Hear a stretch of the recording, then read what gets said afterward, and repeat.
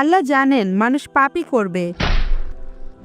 আল্লাহ আপনাকে ট্রেলার দেখাবেন মানে হাইলাইটস এখানেই। যে তারা পরকালে জীবনে এরকম শাস্তি পাবে। তারা কেমন ছিল? বেশিরভাগই ছিল নিয়ম না মানা মুসলিম।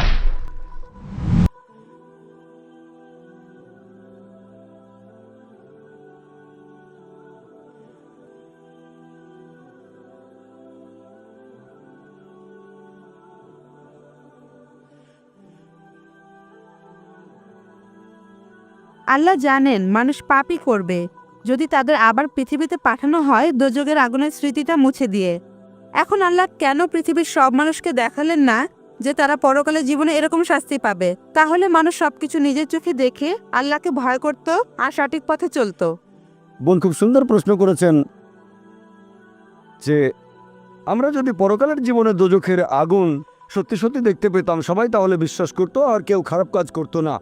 কিন্তু আল্লাহ তাদের ফিরিয়ে নিয়ে স্মৃতি মুছে ফেলবেন না, কারণ তাহলে তারা আবার একই ভুল করবে। আল্লাহ তাদের এখানে দেখাচ্ছেন না কেন? খুব সুন্দর প্রশ্ন বোন। আল্লাহ এখানেও কিছু নিদর্শন দেখান। আল্লাহ পবিত্রকরণে বলেছেন দোজখের আগুন সম্পর্কে, কিন্তু অনেকে বলে আরে দোজখে কে যাবে, আগুন তো নাও থাকতে পারে। আমরা মনে করি বেহেশত আবার কোথায়, এই ব্যাপার নিয়ে পরে চিন্তা ভাবনা করবো। আরে এটা বিশ্বাস করি না, যদিও আল্লাহ বলেছেন, তবে আমরা সেটা বিশ্বাস করি না। এরপর ট্রেলার, আল্লাহ আপনাকে ট্রেলার দেখাবেন মানে হাইলাইটস এখানেই। যেমন ধরেন এইডস, আল্লাহ পবিত্রকরণে বলেছেন তিনি আগে শাস্তি দিয়েছেন অনেক জাতিকে, অনেক কম বা সম্প্রদায়কে তিনি পুরোপুরি ধ্বংস করে দিয়েছিলেন কমে লুত, এছাড়া অনেক কম। এখনকার দিনে আছে এইডস, 80 দশকের শুরু, 80 প্রথম দিকে। এটা একটা শাস্তি, আল্লাহর তরফ থেকে শাস্তি। অ্যাকোয়ার্ড ইমিউন ডেফিসিয়েন্সি সিনড্রোম, এটা একটা শাস্তি। প্রথমে হোমোসেক্সুয়ালদের হলো, তারপর হেটারোসেক্সুয়ালদের হলো, যারা অবৈধ যৌনাচার করেছে। তাহলে দেখতে পাচ্ছি আল্লাহ তার নিদর্শন দেখাবেন, এই সব কিছু নিদর্শন। যেমন ধরেন বসনিয়া, এটা একটা বিপর্যয় বসনিয়ার লোকদের জন্য।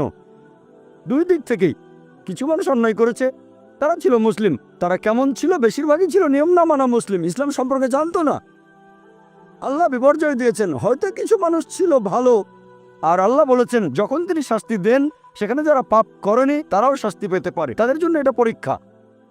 আল্লাহ যখন কাউকে বিপর্যয়ে ফেলেন সেখানে অনেকে হয়তো পাপী নয়, আল্লাহ পবিত্রকরণে বলেছেন এমনকি তারাও বিপর্যয়ে পড়তে পারে, তবে তাদের জন্য এটা পরীক্ষা। তাদের জন্য পরীক্ষা বোন। এখন পৃথিবীতে কি ঘটছে দেখেন, কি ঘটছে বসনিয়াতে, তারপর অন্যান্য দেশে দেখেন, ইরাকে কি ঘটছে, এসবই হচ্ছে পরীক্ষা। কিন্তু আমরা এখানে কি করছি? আমরা বলি এটা তো বসনিয়াতে ঘটেছে, ভারতে তো কিছু হয়নি।